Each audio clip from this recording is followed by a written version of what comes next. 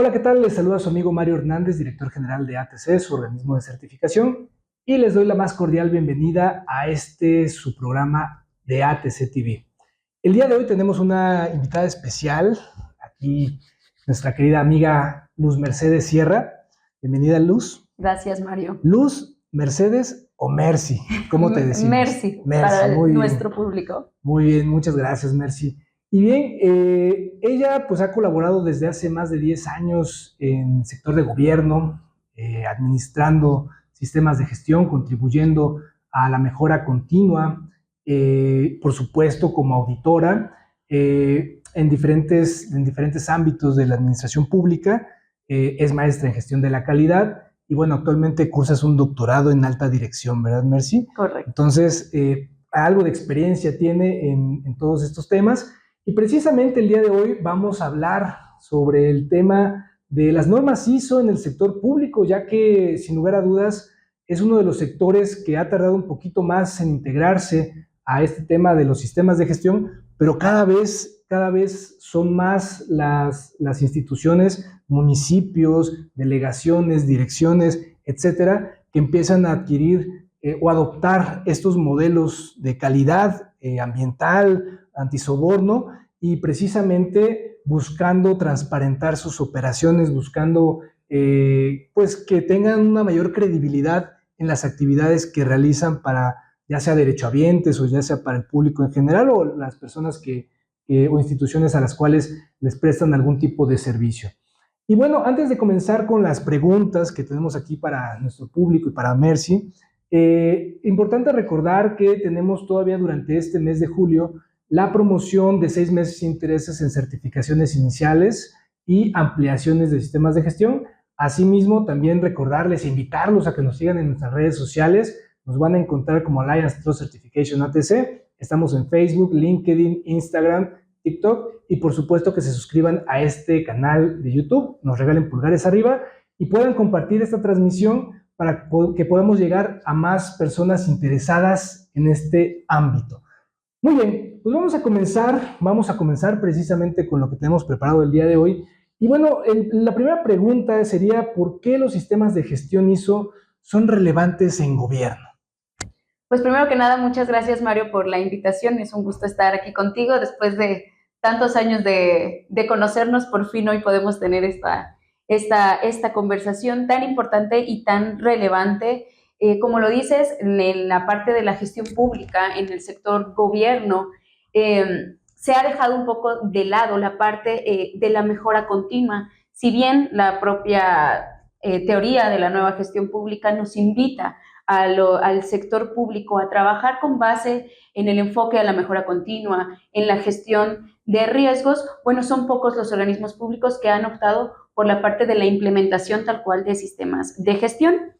Tuve la oportunidad de colaborar en un organismo en el cual se implementaron 2 sistemas de gestión y por supuesto que esto da gran relevancia y sobre todo la parte de la confianza en la ciudadanía, en las acciones que realiza el sector público, en el uso propio de los recursos públicos y en la transparencia de estos recursos, ¿no? Si me lo preguntas, es súper relevante que las organizaciones del sector público mantengan estos controles, pero sobre todo este enfoque hacia la mejora, la transparencia, la propia innovación en la gestión pública, que no solo implica esta eficiencia quizás en los trámites burocráticos, sino también el fomentar el servicio público de una manera más cercana a la ciudadanía. Y por supuesto esto traerá la confianza de los propios ciudadanos en la gestión pública. Entonces, a mí me parece súper relevante no solamente llegar hasta la parte de la certificación, sino la implementación de sistemas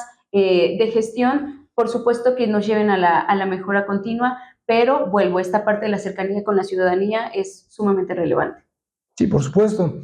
Los mismos sistemas de gestión nos marcan precisamente este enfoque en el cliente, ¿no? En el caso de gobierno, la administración pública, precisamente los usuarios es una parte fundamental que tenemos que ir visualizando. Y ahorita me llama mucho la atención esta parte que haces mención en relación a la mejora continua, ¿no? Porque si bien es cierto, en la iniciativa privada siempre los empresarios, los emprendedores pues buscan o buscamos poder tener de alguna manera a través de la mejora mejores servicios, mejores productos, optimizar recursos, entre otras cuestiones.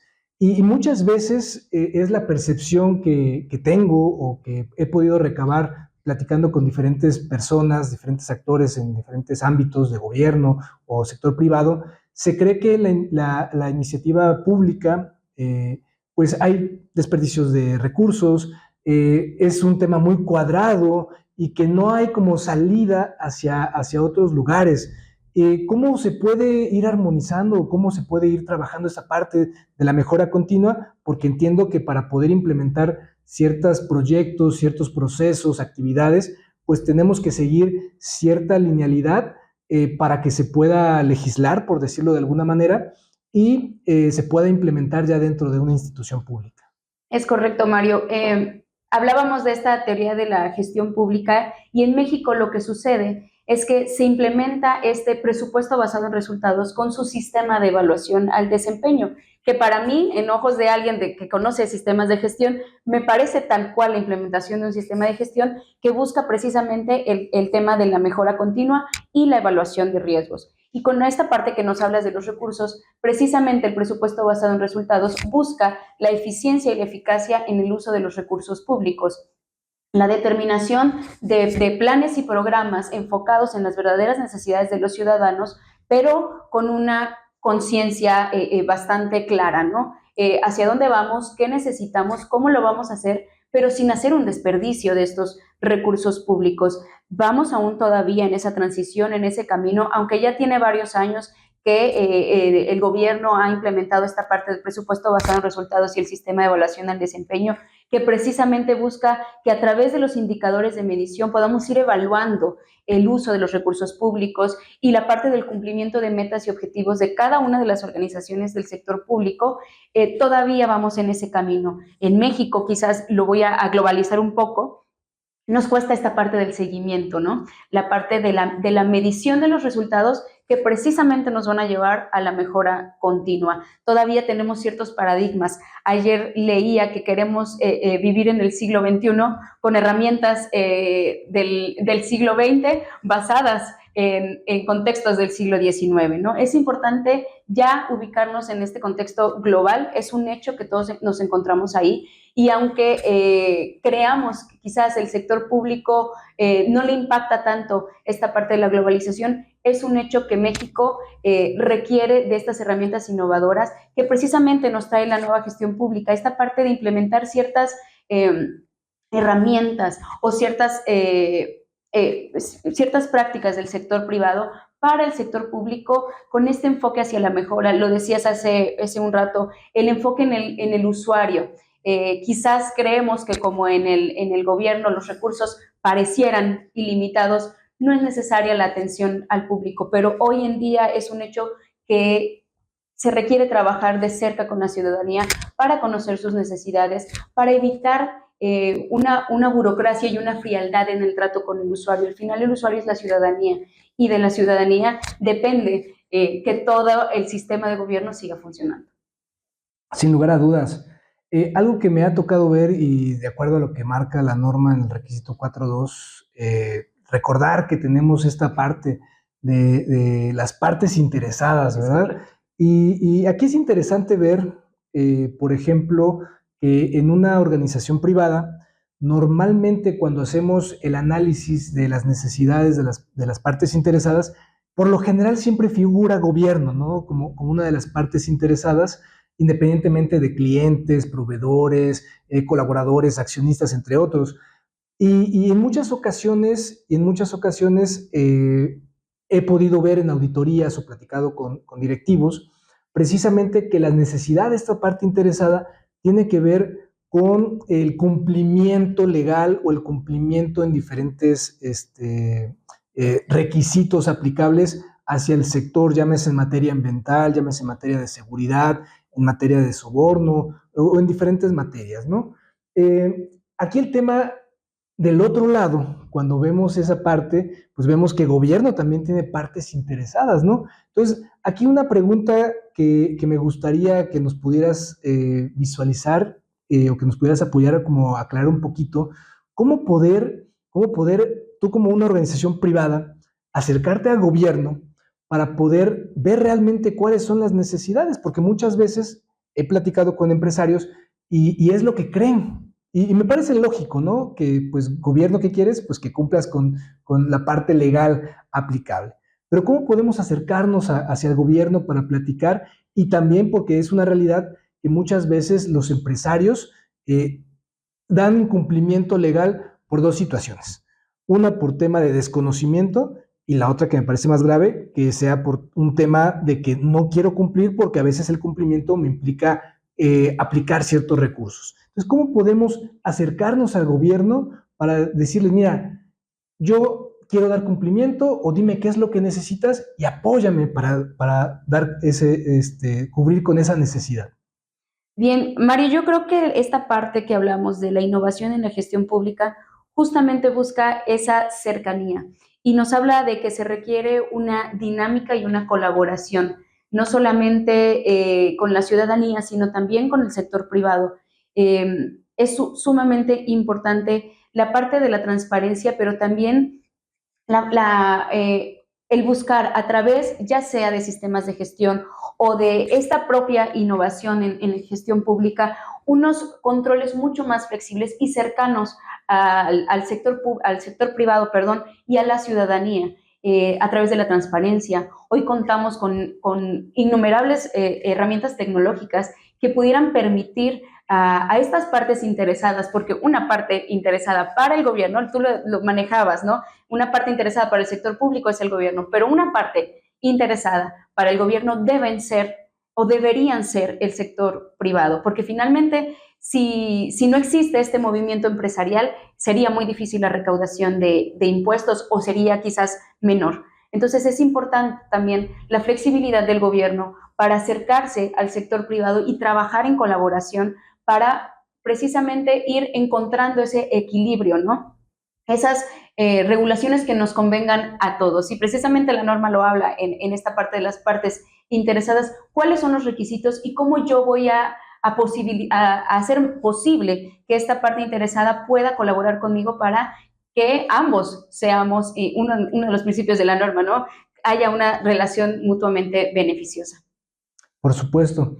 Eh, Fíjate que algo que hemos venido platicando en este programa tiene que ver precisamente con aspectos de mejora, ¿verdad? ¿Cómo se podría ver traducida esta parte de la mejora continua si trasladamos la mejora y de acuerdo a los conceptos que marca, por ejemplo, ISO 9001, es ese crecimiento, ese cambio gradual que se va teniendo de pasar de un estado a otro, ¿verdad? Llámese reducción de costos, llámese hacer más eficaz un proceso. ¿Cómo se podría haber traducido esto en los procesos de un sistema de gestión en la administración pública? Cómo se transparentaría? Porque en muchas ocasiones, y aquí también voy a aprovechar para hacer el comentario, a veces las organizaciones creen, todavía falsamente, que solamente hacer un cambio en el procedimiento es mejora. O cambiar la imagen corporativa o la imagen institucional es mejora y probablemente tenga algo que ver, pero debemos recordar que la mejora pues tiene que ser cuantificable, o sea, precisamente es para evaluar o determinar ese cambio de un estado al otro, ¿verdad? Entonces, dentro de la administración pública y los procesos de un sistema de gestión, ¿cómo has visto que funciona esta parte de la mejora continua? Bien, considero que en esta parte de mejora continua tienes toda la razón. Existe un paradigma en el sector público en el que quizás creemos que como existe una regulación estándar, no hay dinamismo, ¿no? ¿No? Pero ¿qué voy a mejorar? Entonces, creo que si mejoro, si cambio un control y si le doy una nueva imagen, un nuevo color al documento, ya estoy implementando la mejora continua y no es así. Las posibilidades en el sector público podría decir que son tantas como en el sector privado, ¿no? La mejora continua, y vuelvo a esta parte de la evolución tecnológica que estamos viviendo, incluso el uso de la inteligencia artificial, es una posibilidad en el sector público y es una oportunidad para mejorar precisamente todos los procesos, para reducir tiempos en los trámites burocráticos. Y ahí está la verdadera mejora continua, en esta cercanía con el ciudadano, en esta cercanía también de los propios líderes, porque incluso ese es un tabú. Se cree que en el sector público no hay liderazgo, ¿no? Sino simplemente una estructura jerárquica donde hay secretarios, titulares, etcétera. Pero esas personas deberían ejercer el liderazgo hacia...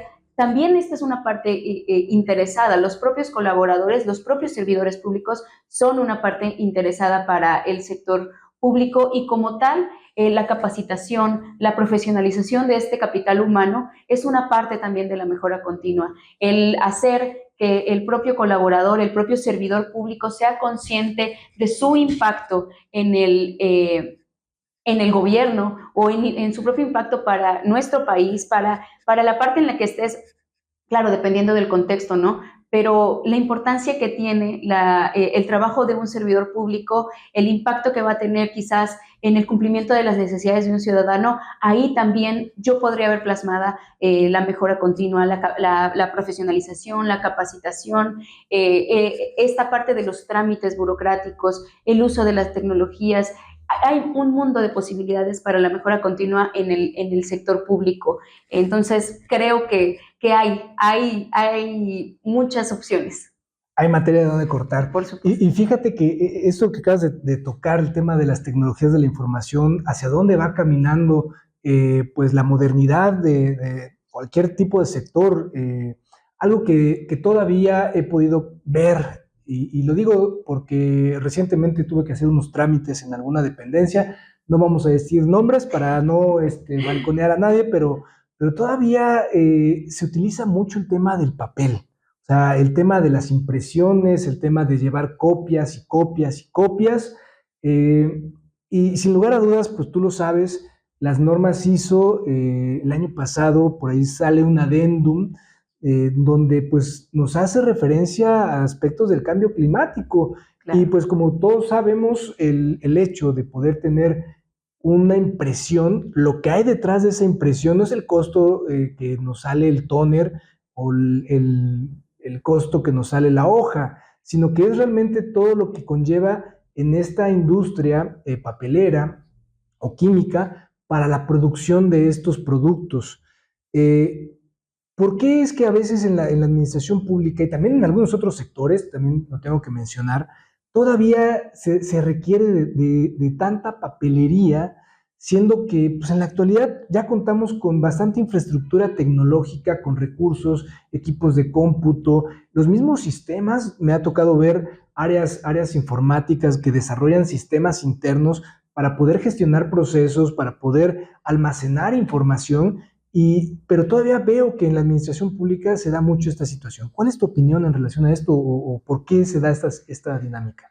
Yo creo que si bien la automatización de los procesos debería ya ser un hecho, todavía nos falta para llegar a esa transición.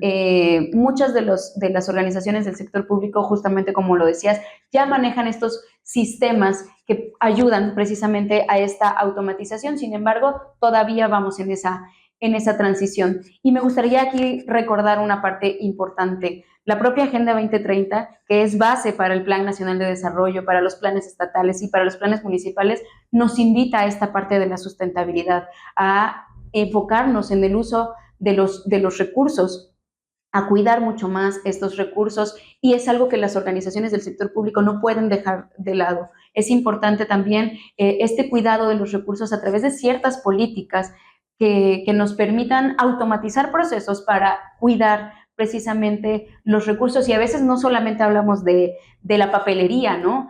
El agua, la luz, incluso las jornadas de trabajo tienen que ver con el uso de los recursos, ¿no? Hacer un trabajo eficiente, pero también no solamente algo que sucede mucho, dicen, ¿no? En la administración pública, estos horarios, estas jornadas largas de trabajo que no son 100% eficaces. Hay estudios que dicen que las horas efectivas de trabajo son solamente 2, esas horas en las que estás verdaderamente concentrado y sacas los resultados, y el resto de horas simplemente es un desperdicio de recursos, de luz, de agua porque vas al baño, de un sinfín de papelería, porque pues a veces hay procesos que simplemente con el uso de las tecnologías, del correo electrónico, de los sistemas, y ahora pues la adaptación de la propia inteligencia artificial, nos pudieran eficientar tiempo, recursos, etcétera. Entonces, sí hay bastante oportunidad ahí, tanto en el sector público como en el sector privado, de enfocarnos mucho más en este cuidado, recordar lo que nos dice la Agenda 2030, esta parte de la sustentabilidad, los cambios en el cambio climático es un hecho, nos está afectando a todos y el gobierno no debería ser una parte alejada de eso, ¿no? Sino que tendríamos que participar también, no porque tengas que ver, no porque la dependencia o el sector de la dependencia no tenga que ver con temas climáticos, sino porque es una conciencia global que deberíamos estar teniendo todos. Acabas de darme pie para ingresar hacia el siguiente tema, hacia el siguiente punto. Obviamente y por supuesto en este programa no vamos a hacer un análisis político de las circunstancias que se viven en el país, pero sí es un hecho que el tema de la corrupción, el tema de los sistemas de gestión antisoborno, al final del día tratan de abordar estos puntos, ¿no? Porque lo acabas de mencionar y muy atinadamente, precisamente las decisiones que se llegan a tomar a nivel gobierno, pues muchas veces pueden afectar en diferentes ámbitos, en diferentes situaciones.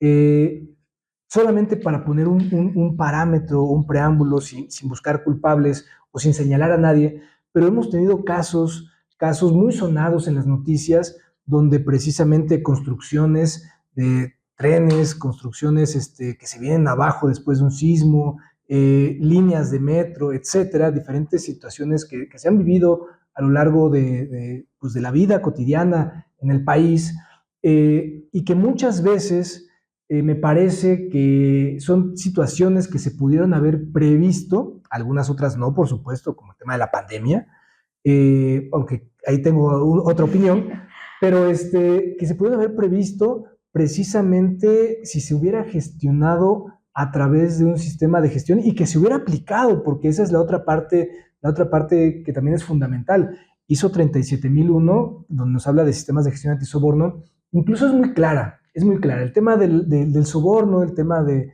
la corrupción, aunque no es el tema exactamente de lo que marca ISO 37, dice que no se va a acabar, no se va a erradicar, porque al final del día depende de muchas buenas voluntades.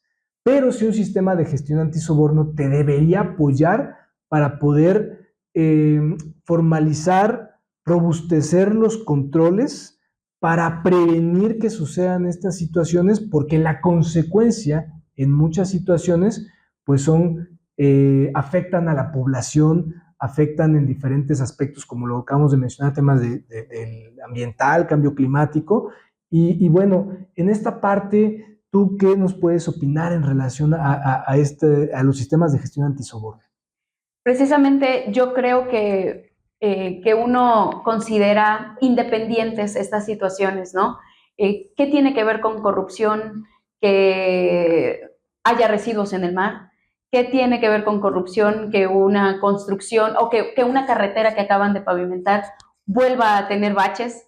¿Qué tiene que ver? Pero tiene casi todo que ver, ¿no? El que no exista una regulación y un debido control y un enfoque preventivo nos lleva al mal uso de los recursos o a la mala toma de decisiones. Y entonces, esta parte, la norma ISO 37001, lo que busca sobre todo es la parte de la concientización, tanto de la propia organización como de sus partes interesadas, pero también de sus usuarios, ¿no? Es muy difícil esta norma, su implementación en el sector público. Bueno, no me refiero a difícil su implementación, sino a difícil llegar hasta la conciencia de todos los interesados, de los líderes, de los propios servidores públicos y de la ciudadanía para la confianza en las dependencias. 37.001, tal cual como lo dices, ¿no? Se enfoca solo en el soborno como uno de los ejes de la corrupción, pero también nos dice, con esto no se va a acabar, ¿no? Sin embargo, como tú lo mencionas, robustece los controles, robustece la conciencia, nos permite justamente evaluar y prevenir qué pudiera suceder en caso de que no tomes ciertas medidas para que algo suceda. Y tiene todo que ver con el uso de los recursos. con la eficiencia de los recursos. No solamente es un bluff para una organización, no solamente es decir y mostrar un certificado de soy un organismo que está trabajando con una política antisoborno, sino hacer conciencia de ellos y actuar conforme a esas políticas. ¿Cómo? Bueno, fortaleciendo los valores de los servidores públicos, esta parte de la función de cumplimiento antisoborno, el invitar a los canales de denuncia, muchas veces anónimos, como nos propone la norma, pero también la participación ciudadana, la participación de los involucrados en la denuncia para prevenir y para corregir aquello que no se esté haciendo, porque al final nos afecta a todos, sobre todo en la parte de gobierno, ¿no? Las malas decisiones nos terminan afectando a todos, queramos o no. Una mala construcción, una mala carretera puede provocar un accidente, no queramos estar ahí con nuestra familia, entonces por supuesto que nos afecta la mala construcción de una escuela, carreteras, etcétera, ¿no? Por supuesto que nos afecta a todos y entonces es importante que se tome conciencia de que una certificación no es solo un papel, sino implica un compromiso real, en el caso del sector gobierno, con la ciudadanía. Excelente. Fíjate que precisamente esto que acabas de mencionar es algo que coincidimos y es algo que no me he cansado de decirles siempre que certificamos a alguna organización, que certificamos a un cliente. Es parte del speech que manejo, donde, a ver, está bien, felicidades, obtuviste tu certificado, está muy bien, pero atrás de ese certificado, lo que verdaderamente vale la pena y resaltar y enmarcar tiene que ver con toda esa parte que platicábamos antes de entrar aquí a la sesión, platicábamos lo que tiene que ver precisamente con el know-how que muchas veces queda fuera de la organización y que con el paso del tiempo las organizaciones van perdiendo y desafortunadamente por no integrar esas buenas prácticas, esos buenos controles, muchas situaciones y muchas empresas se van diluyendo. Creo que vale también mucho la pena mencionar y recabar esta parte que haces mención del tema de toma de conciencia, porque si bien la norma menciona en un requisito y en todas las normas de sistemas de gestión 7.3 te habla toma de conciencia, pero esta parte yo siempre lo he mencionado. Hace unos días, hace unas semanas, perdón, tuvimos un programa precisamente de cultura de calidad y hacía mucho hincapié en el tema de que la toma de conciencia no solamente es para el personal operativo o los colaboradores, el tema de toma de conciencia es a todos los niveles. Y por ejemplo, ahorita lo hemos platicado, lo hemos visto, que a diferencia, por ejemplo, de calidad, donde los riesgos hacia la calidad normalmente están en los procesos operativos, en temas de soborno, los riesgos más altos de soborno tienen que ver con la alta dirección, tienen que ver con el personal directivo o en las áreas donde se mueve recursos, donde se mueve dinero, y que al final del día, por ejemplo, vamos a pensarlo en la iniciativa privada, una adquisición de maquinaria o una adquisición de ciertos equipos y por llevar a cabo un tema de soborno, pues puede poner en juego la operación y en consecuencia, ahorita lo mencionabas, carreteras que duran 2 meses, 3 meses, pavimentadas, no vamos a decir lugares, Veracruz, pero es una realidad, ¿no? Es una realidad que se vive en muchas partes de la República y de repente, pues precisamente esta situación del no integrar estos controles o no tratar de hacer ese esfuerzo porque sucedan estas situaciones nos lleva a tener estas pérdidas o estas cuestiones. Creo que el tema de 37, el tema de 37.001 y actualmente con la actualización que hubo, ya estamos en la versión 2025, pues traerá nuevos retos, ¿no? Para las organizaciones que quieran contribuir. Si mencionamos algunas de las cuestiones o buenas prácticas en el sector público que tú has visto para precisamente trabajar el tema de conciencia a nivel directivo, porque es donde más tenemos que hacer a veces hincapié, ¿qué nos podrías platicar de ello? Bueno, para empezar, la buena voluntad de los líderes es una parte que pareciera que no tiene gran peso, pero por supuesto que lo es, ¿no? Sí existe buena voluntad por parte de los líderes y creo que esto no solo aplica en el sector público, sino también en el sector privado. Este compromiso real con lo que tiene que ver con ser un servidor público, ¿no? El titular de una dependencia pública no deja de ser un servidor público, no deja de requerir trabajar para un compromiso colectivo, no es un compromiso personal.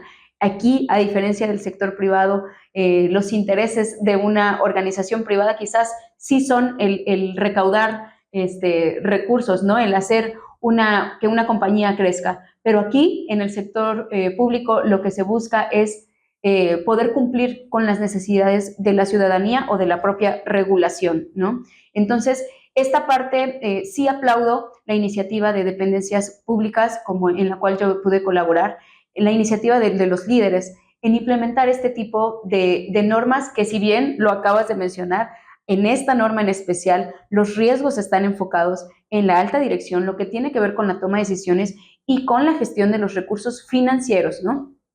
No quiere decir, por supuesto, 37.001 nos habla muchísimo de los controles en la parte del recurso humano, ¿no? La propia contratación, pero si no existe un compromiso real por parte de la alta dirección, de los líderes, una toma de conciencia real de lo que implica comprometerte con una política antisoborno, yo veo difícil alcanzar una verdadera ejecución de estos sistemas de gestión. Entonces yo aplaudo la iniciativa de los titulares de las dependencias que deciden implementar estos sistemas de gestión.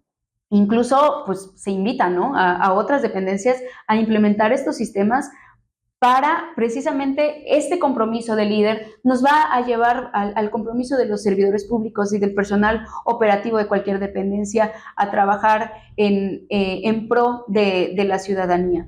Y yo creo, Mario, no sé si piensas lo mismo, que cuando implementamos un sistema de gestión, no solamente 9,000 en calidad, 37,000, el sistema que sea, muchas veces quienes trabajamos bajo estos sistemas lo llevamos a nuestra propia vida personal. Entonces, sobre todo en 37,001 me parece un trabajo de conciencia colectiva, un trabajo que nos lleva a casa, ¿no? A mí me tocó platicar con mis hijos de qué era implementar una política antisoborno, de qué buenas prácticas podíamos llevar a cabo en nuestra propia vida personal para ir evitando estas prácticas corruptas que al final, si ellos deciden ser servidores públicos o no, vivir en valores, porque ahí está la raíz, ¿no? 37,001 no existiera si no existiera una deficiencia de valores. Entonces, creo que también hay mucho trabajo que hacer en la parte personal para después poderlo llevar a las organizaciones de cualquier sector, y vuelvo, lo aplaudo en el sector público, y esta es una norma voluntaria, ¿no? O sea, que los líderes deciden voluntariamente implementarlo y someterse a las auditorías y a las revisiones que requiere 37,001, que no son fáciles. Y bueno, tú que fuiste nuestro auditor, no es fácil demostrar la parte de la concientización del personal, y sobre todo cuando tiene que ver con valores, porque lo que para mí puede ser respeto, para ti puede ser diferente. Entonces, la ética en el sector público es una parte esencial en esta certificación, pero bueno, es un camino muy interesante, es un camino muy bonito y que creo que trae beneficios más allá de la propia dependencia, más allá del ciudadano, sino también en las propias vidas de las personas. Sin lugar a dudas. Fíjate que esta parte me gusta mucho y precisamente, como bien lo mencionas, el tema de toma de conciencia es un tema, yo siempre lo he visto como un tema en cascada.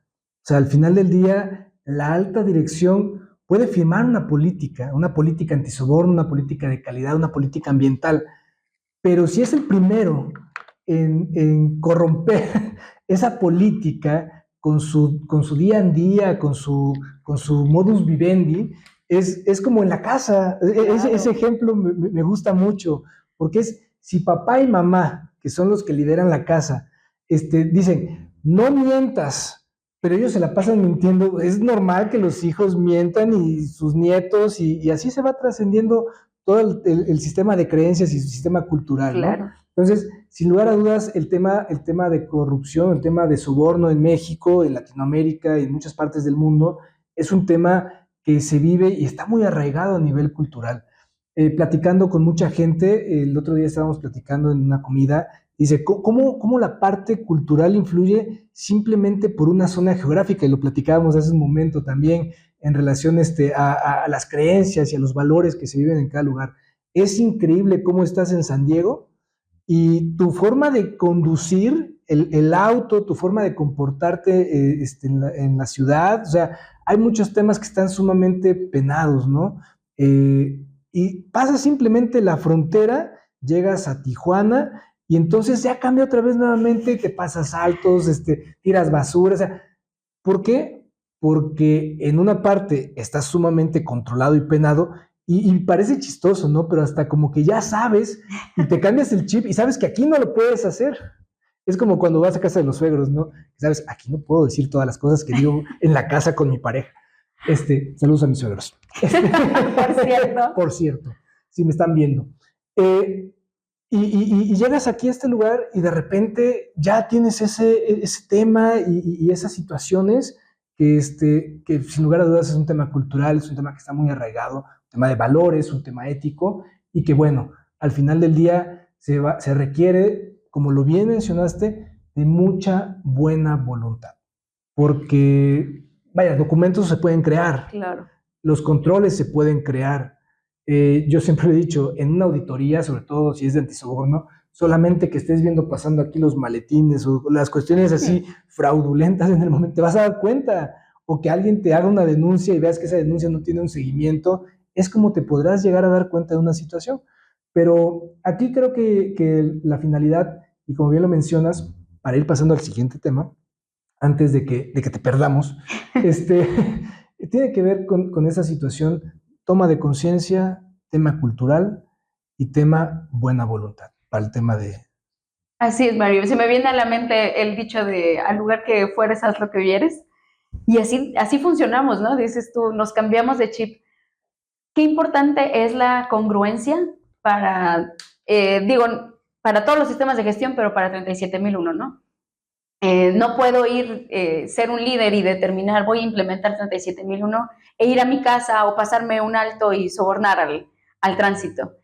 La parte de la congruencia como personas, como servidores públicos, como líderes de dependencias públicas y de líderes de cualquier lado, líderes de nuestra propia casa, es súper importante. Esta parte de toma de conciencia y de la voluntad de la que hablamos me parece primordial en la implementación de cualquier sistema de gestión, porque esto va a permitir la trascendencia, no solamente de la organización y del know-how que hablábamos hace rato, sino de las buenas prácticas, la trascendencia de las buenas prácticas hacia la mejora continua. Entonces, bueno, pues para mí los sistemas de gestión son como una religión. Es importante que no solamente se implementen por una parte de cumplimiento, por obtener un nuevo cliente, por obtener algún reconocimiento, pues sí, por supuesto, es una necesidad humana el reconocimiento, pero siempre y cuando vaya en congruencia con nuestro sentir, con nuestro actuar como seres humanos y como servidores públicos. La parte de los principios y valores y la ética en el servicio público es primordial para que este sistema de gestión en especial funcione. Muy bien. Bueno, vamos, ¿qué te parece? Vamos a pasar un poquito a un tema que también es parte de tu especialidad. Ahorita me estabas comentando sobre tu trabajo doctoral que tiene que ver con la sostenibilidad. ¿Cómo ves o cómo funciona el tema de los sistemas de gestión ambiental ISO 14001, los sistemas de gestión de seguridad y salud en el trabajo ISO 45001 en las dependencias públicas? Porque es algo que no se ve muy común, pero definitivamente en gobierno, lo acabamos de mencionar, el tema de las decisiones, independientemente de la propia operación que se puede llevar en una dependencia de gobierno, por ejemplo, tema de aguas, tema de electricidad, temas de regulaciones, supervisiones, inspecciones, por ejemplo, COFEPRIS, etcétera. ¿Cómo impacta precisamente hacia la sociedad y hacia el ente gubernamental en sí? ¿Cómo ves esa parte de la sostenibilidad? Aquí yo vuelvo a este eje internacional, ¿no? La Agenda 2030 es un llamado global a la concientización, a lo que estamos haciendo con nuestro planeta. La Tierra nos está hablando y nos está diciendo, hey, yo soy donde habitas, ¿no? COVID.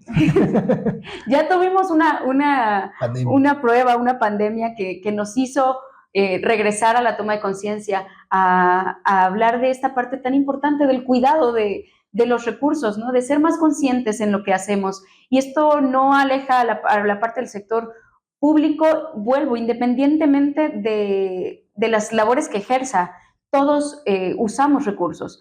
Todos requerimos agua, todos requerimos electricidad, todos requerimos papelería, autos, gasolina, pero en medida que los procesos para el uso de estos recursos estén regulados y controlados, no siempre con controles estrictos y muchas veces nos da esta controlitis, ¿no? Querer controlar cada punto, simplemente con que los controles sean efectivos y nos permitan eficientar los recursos, cuidar los recursos. Y vuelvo a esta parte de la conciencia. Si como servidor público sé que puedo impactar al ambiente con mi desperdicio de papel, con el desperdicio de la luz, vuelvo, si nosotros hiciéramos conciencia, si hubiera políticas ambientales en cada una de las dependencias, no solamente para obtener un certificado en 14.001, sino como parte de esta conciencia global a la que nos invita la Agenda 2030, los propios planes nacionales y el Plan Estatal de Desarrollo nos hablan del cuidado de los recursos y todos deberíamos estar involucrados ahí. Es súper importante. Mi tesis habla de liderazgo sostenible en organizaciones del sector turismo y por supuesto que el sector hotelero, por ejemplo, eh, emite demasiados recursos, ¿no? O utiliza muchos recursos plásticos. Yo hablo sobre todo en las organizaciones del sector turístico en la costa de Úrsula Galván. Por supuesto que hay un peligro de la contaminación del mar y debería haber regulaciones ambientales. No solamente se trata de invitar al turismo, sino también de cuidar el espacio donde está implementado un hotel, donde está implementada una organización y la sustentabilidad nos invita a hacer conciencia no solamente de la parte medioambiental, sino también del contexto social alrededor.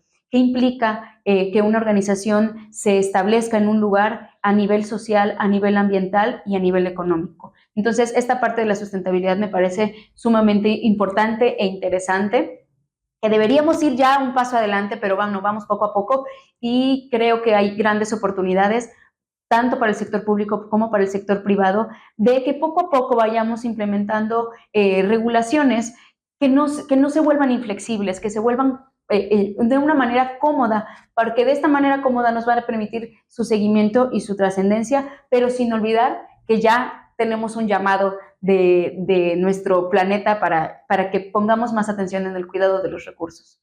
Sin lugar a dudas, por la parte ambiental, todo este tema es algo que debemos de ir cuidando mucho, tanto sector público, bien lo mencionabas, esa orquesta que tenemos que ir haciendo entre el sector público y privado, que bueno, como saben, existen muchas cámaras y muchos esfuerzos, Consejo Coordinador Empresarial, Coparmex, entre otros, que tratan de hacer precisamente ese acercamiento para poder ir facilitando la relación entre sector público y sector privado, y sin lugar a dudas también en cualquier dependencia de gobierno o cualquier secretaría, pues existen diferentes situaciones que tienen que ver también con los aspectos de los riesgos laborales, ¿no? Por ejemplo, algo que yo sí, pues no sé, critico mucho es el tema de, por ejemplo, jornadas laborales. O sea, vemos que, por ejemplo, existe una ley federal del trabajo, pero en muchas dependencias tenemos trabajadores de confianza y tenemos trabajadores sindicalizados o esta parte, y la proporción a veces hasta en los sueldos llega a ser un tanto desproporcionada, ¿no? Y más aún con temas de riesgos laborales. Por ejemplo, hay mucho personal que sale a carreteras, sale a zonas donde a veces los factores sociales pues son complicados, como en muchas partes del mundo. México no es la excepción. Hay algunas zonas geográficas donde pues el personal por sus actividades, por ejemplo, me ha tocado platicar con algunos colegas, algunas amistades, verificadores de unidades de inspección o de alguna entidad gubernamental, donde a veces pues son amedrentados incluso por pseudoempresarios o por algunas pues lugares donde está el tema del crimen organizado muy fuerte. Y bueno, esto de alguna manera se debería de ver también y se debería de gestionar dentro de un sistema de gestión por ejemplo, de ISO 45, ¿no? Incluso si me voy un poquito más allá y retrocediendo al orden de las normas que llevamos, 9001 también te habla de Claro, ambiente para las es operaciones. correcto. Y uno de los riesgos que puede suceder en un ambiente para la operación cuando tú sales de una oficina, pues son esas situaciones y obviamente también lo que se busca dentro de un sistema de gestión y más para el tema de ISO 45 tiene que ver con la seguridad y la salud de los colaboradores, de las partes interesadas que están dentro de una organización o fuera de la organización y que hacen actividades para la misma. ¿Tú qué opinas de esto, Mercy, que el tema de seguridad y salud en el trabajo en gobierno? Yo creo, Mario, que si bien justamente nos dices, la propia norma 9001 nos habla del ambiente para las operaciones, eh, regreso a esta parte de que las normas ISO, digamos que son un compromiso voluntario, pero ya hay regulaciones. La parte de la NOM 035 que nos habla precisamente de los riesgos psicosociales, de la parte de la seguridad del trabajador, ya no lo podemos dejar de lado. Ahí sí no es voluntario, ¿no? Ahora es importante hacer énfasis en la seguridad de los colaboradores y a veces se nos olvida, si lo vemos como en el mapa de procesos, quizás mi actividad principal no tiene que ver, es el soporte, la parte de los vehículos, ¿no? La parte de las notificaciones, pensemos en la organización en la que yo trabajaba, pero no debemos de dejar de lado la seguridad que implica para el notificador viajar, no solamente en temas de seguridad por la situación que vivimos en nuestro país, pero también con temas de prevención de accidentes, de la regulación que debe de cumplir, fijarnos en la cuestión psicosocial del propio colaborador para viajar, ¿no? Quizás no sabemos, no tenemos un contexto, no analizamos al colaborador desde antes, no sabemos si tiene un tema de presión, de muchos factores que se nos olvida que somos integrales, ¿no? Que el trabajador se debe de ver como una persona integral con múltiples situaciones que pudieran ocurrir cuando sale a carretera, porque es un gran riesgo. Entonces, me parece sumamente importante que si bien en el sector público no es obligatoria la regulación o más bien la revisión y la regulación en 035, sí la toma de conciencia para empezar a tomar políticas en cuanto a la seguridad y la salud de los colaboradores es sumamente importante. Al final, yo recuerdo mucho que decían, el recurso humano es el más importante, ¿no? Pero a veces no se nota. A veces no te estás fijando tanto en el contexto de tu colaborador, lo que tiene que ver con sus cuestiones personales, su familia, su contexto. A mí me parece que se nos olvida esta parte completamente integral y entonces vayamos como organizaciones haciendo conciencia de esto e implementando ciertos controles, quizás chequeos continuos a los colaboradores, una revisión de los controles que tienen que ver con los vehículos, los mantenimientos, ¿no? Muchas veces dejamos de lado los mantenimientos de los vehículos, pues el vehículo sirve, ¿no? El vehículo sigue funcionando. ¿Y qué sucede si a mitad de la carretera, donde no hay señal, donde hay un foquito rojo en materia de seguridad, se queda el colaborador parado? Y ha sucedido porque tuvimos la experiencia que se ponen en riesgo. ¿Y qué pasa? ¿No? ¿Quién responde ahí? Entonces, me encanta esta parte de la prevención de riesgos porque precisamente nos lleva a pensar más allá. De repente parece una locura pensar en probabilidades o en cuestiones poco probables, pero es necesario hacerlo. Es necesario pensar en qué pasaría si. Y aunque esto parezca lejano, puede suceder. Entonces, es importante la prevención de riesgos. A mí me parece un punto fundamental que implementaron las normas ISO, ya no irnos a la parte correctiva, qué vamos a hacer, ya sucedió el problema y entonces ahora vamos a solucionarlo, sino que ahora es un enfoque preventivo. ¿Cómo prevengo que tal cosa suceda? Sí, sin lugar a dudas, diste un punto clave, ¿no? El enfoque en riesgos no solamente es lo que ya va ocurriendo, precisamente es tener ese chip o tener esa visión, de, aunque sea poco probable, pero tenemos que evaluar las consecuencias que pueden existir, ¿no? Por ejemplo, yo siempre en los cursos de gestión de riesgos, siempre les pongo el ejemplo. A ver, un incendio en planta, ¿qué tan probable es, no? O ahorita mencionabas, ¿no? Que el personal se quede varado en carretera. ¿Qué tan probable es? Tal vez no sea tan probable, pero chécate el impacto que puede existir si sucede esta situación, por ejemplo, que una unidad se dañe o que falle en medio de la carretera si vas a alta velocidad, puede ser catastrófico, ¿no? Puede ser hasta costar una vida. Un incendio en planta puede costar vidas y además, pues, toda la parte que conlleva, la parte material. Tuvimos el año pasado un cliente que uno de sus vecinos, ni siquiera fue él, uno de sus vecinos en el parque industrial donde estaban, tuvo un incendio y el incendio los invadió a ellos y pues imagínense las pérdidas que tuvieron por esa situación. Entonces, esa invitación me parece que es bastante buena, que cuando hagan el tema de enfoque en riesgos, no solamente o lleven a cabo sus análisis de riesgos, no se vayan con lo lógico, no traten de robustecer esos análisis para poder visualizar qué puede afectar el servicio, qué puede afectar en los productos que están haciendo, en el caso de gobierno, por supuesto, la continuidad del servicio público o lo que se esté llevando a cabo y obviamente entre más robustos tengan, más controles tendrán y no por el hecho de tener más documentos o que la matriz de riesgo será más grande y van a impresionar al auditor. No, el objetivo de esto es tratar de atajar todas esas posibilidades para prevenir que ocurran estos riesgos y afectar obviamente a la organización.